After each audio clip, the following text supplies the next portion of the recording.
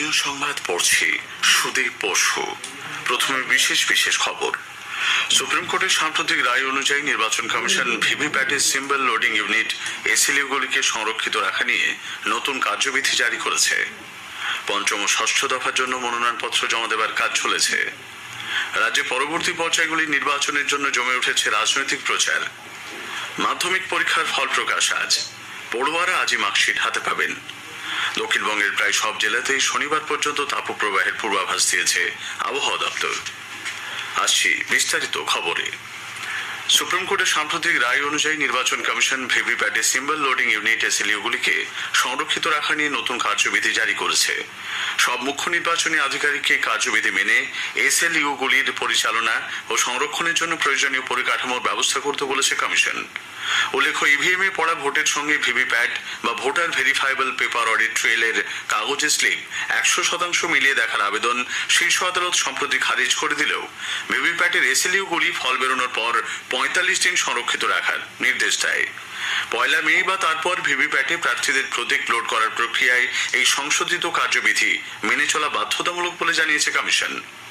ভোটে ব্যবহৃত ও সংরক্ষিত এসএলইউ কন্টেনারগুলিকে গোলাপি কাগজে এমনভাবে সিল করতে হবে যাতে সিল না ভেঙে কন্টেনার খোলা না যায়। প্রার্থী বা তার প্রতিনিধি সেই সিলে সই করবেন। এর 24 ঘন্টার মধ্যে জেলা নির্বাচনী আধিকারিকের কাছে এসএলইউ কন্টেনারগুলি জমা দিতে হবে। আলাদা স্ট্রং রুম রাখতে হবে সেগুলিকে। রাজ্যে পঞ্চম ও ষষ্ঠ দফার জন্য মনোনয়নপত্র জমা দেওয়ার কাজ চলেছে। পঞ্চম দফায় প্রার্থীপদ দাখিলের শেষ দিন আগামীকাল 3রা মে। মুখ্য নির্বাচনী আধিকারিকের দপ্তর সূত্রে জানা গেছে, পঞ্চম দফায় এ পর্যন্ত জমা পড়েছে 51টি মনোনয়নপত্র। এই দফায় 20 মে ভোট নেওয়া হবে বনগাঁ, ব্যারাকপুর, হাওড়া, উলুবেড়িয়া, শ্রীরামপুর, হুগলি ও আরামবাগ এই 7 আসনে। ষষ্ঠ দফায় 8টি আসনের জন্য এখনো পর্যন্ত জমা পড়েছে 14টি মনোনয়নপত্র। মনোনয়ন দাখিলের শেষ দিন 6 মে। এই দফায় 25 মে ভোট গ্রহণ তমলুক, কাঁথি, ঘাটাল, ঝাড়গ্রাম, মেদিনীপুর, পুরুলিয়া, বাঁকুড়া ও বিষ্ণুপুর আসনে। এদিকে তৃতীয় দফার ভোটে মোতায়েন থাকছে 334 কোম্পানি কেন্দ্রীয় বাহিনী। এর মধ্যে 144 কোম্পানি যাবে মালদায়। মুর্শিদাবাদ জেলায় থাকছে 178 কোম্পানি। পাশাপাশি ওই দিন কৃষ্ণনগর পুলিশ জেলাতেও 12 কোম্পানি কেন্দ্রীয় বাহিনী মোতায়েন রাখা হবে। এই দফায় আগামী মঙ্গলবার 7 মে ভোট নেওয়া হবে মালদা উত্তর, দক্ষিণ, জঙ্গিপুর ও মুর্শিদাবাদ আসনে। পাশাপাশি ভগবানগোলা বিধানসভা কেন্দ্রে ওই দিন উপনির্বাচন। এই দুটি জেলায় অবাধ ও শান্তিপূর্ণ ভোট গ্রহণ সুনিশ্চিত করা নির্বাচন কমিশনের কাছে একটা বড় চ্যালেঞ্জ। রাজ্যে পরবর্তী দফা নির্বাচনের জন্য জমে উঠেছে রাজনৈতিক প্রচার। প্রবল তাপপ্রবাহ উপেক্ষা করে চলছে সভা, জনসভা, রোড শো এবং বাড়ি বাড়ি প্রচার। শীর্ষ বিজেপি নেতা প্রধানমন্ত্রী নরেন্দ্র মোদী তৃতীয় দফার ভোটের প্রচারে আগামীকাল রাজ্যে আসছেন। তিনি বর্ধমান, দুর্গাপুর, নদিয়ার দেহট্ট এবং বোলপুর লোকসভা কেন্দ্রের দলীয় প্রার্থীদের সমর্থনে জনসভা করবেন। অন্যদিকে তৃণমূল কংগ্রেস নেত্রী মুখ্যমন্ত্রী মমতা ব্যানার্জি আজ পূর্ব বর্ধমানের মেমারির গন্তারে নির্বাচনী জনসভায় ভাষণ দেবেন। গতকাল মুর্শিদাবাদের ফারাক্কা জনসভা থেকে তৃণমূল নেত্রী ভোটের বর্ধিত হার নিয়ে প্রশ্ন তুলেছেন। 5.75% ভোট, যেখানে যেখানে বিজেপির কম ভোট বলা হয়েছিল সেই সব জায়গায় হঠাৎ করে ভোটটা বাড়িয়ে দিয়েছে ইলেকশন কমিশন। একটা নোটিশ জারি করেছে। হঠাৎ করে বেড়ে যাওয়া মানে এটা তো নয়। প্রায় 19 লক্ষের মতো ভোটার মেশিন মিসিং আছে অনেক দিন ধরে। যে বিজেপি শাসিত রাজ্যগুলো নিজের ইচ্ছা মতো লোকের ভোট পাল্টে দিয়ে নিজেদের মেশিন ঢুকিয়ে দিচ্ছেন, এটা আমার সন্দেহ। এই সন্দেহটা যাতে মানুষের মধ্যে না হয় সেই জন্য ইলেকশন কমিশনকে আমরা বলবো, মানুষের সন্দেহটা দূর করুন। দেশের শ্রমিকদের অবস্থা নিয়ে কেন্দ্রীয় সরকারের ভূমিকারও সমালোচনা করেছেন মুখ্যমন্ত্রী। এদিকে মুর্শিদাবাদের মাটিতে দাঁড়িয়ে মুখ্যমন্ত্রীর এই বক্তব্যের বিরুদ্ধে সরব হয়েছেন বিরোধী দলনেতা শুভেন্দু অধিকারী।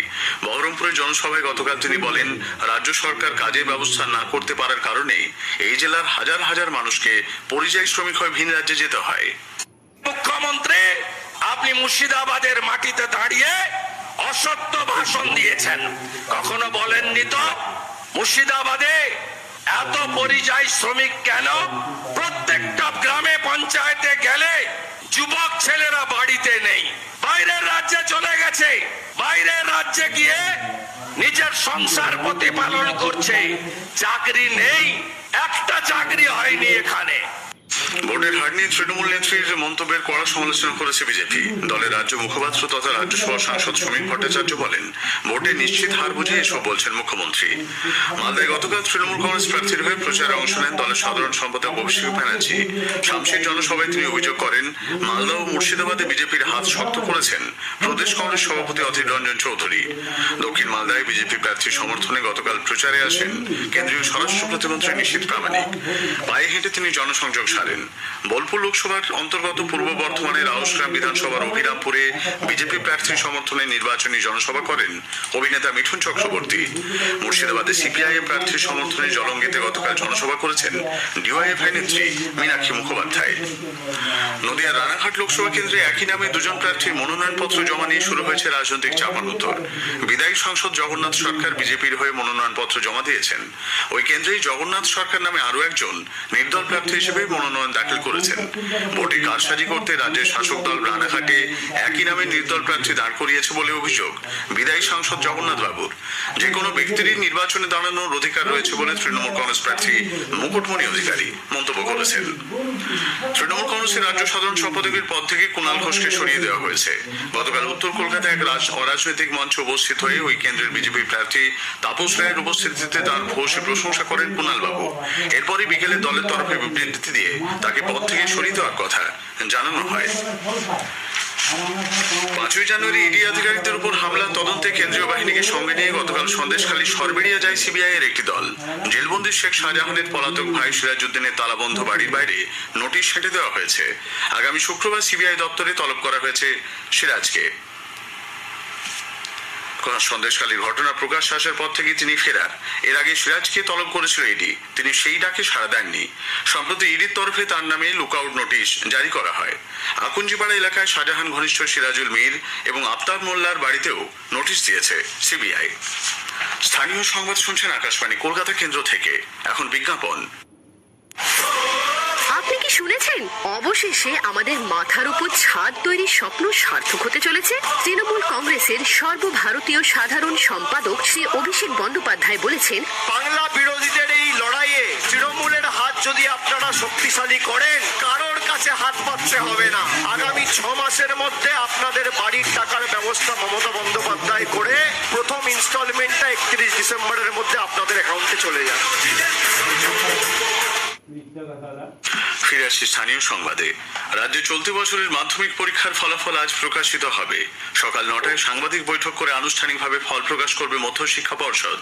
পরীক্ষার্থীরা 9:45 থেকে সরাসরি পর্ষদের অফিসিয়াল ওয়েবসাইট wbbsc.wb.gov.in এবং wbresults.nic.in এ নিজেদের ফলাফল দেখতে পারবে। এছাড়াও মোবাইল অ্যাপ মাধ্যমিক রেজাল্টস 2024 থেকেও ফলাফল জানা যাবে। সকাল 10টা থেকে মার্কশিট হাতে পাবে ছাত্রছাত্রীরা। উল্লেখ্য, গত 2রা ফেব্রুয়ারি শুরু হয়ে মাধ্যমিক পরীক্ষা চলে 12ই ফেব্রুয়ারি পর্যন্ত। মোট পরীক্ষার্থীর সংখ্যা ছিল 9 লক্ষের বেশি। রাজ্যে উচ্চ মাধ্যমিকেরও ফল প্রকাশিত হচ্ছে 8ই মে। দক্ষিণবঙ্গের প্রায় সব জেলাতে আগামী শনিবার পর্যন্ত তাপপ্রবাহের পূর্বাভাস দিয়েছে আবহাওয়া দপ্তর।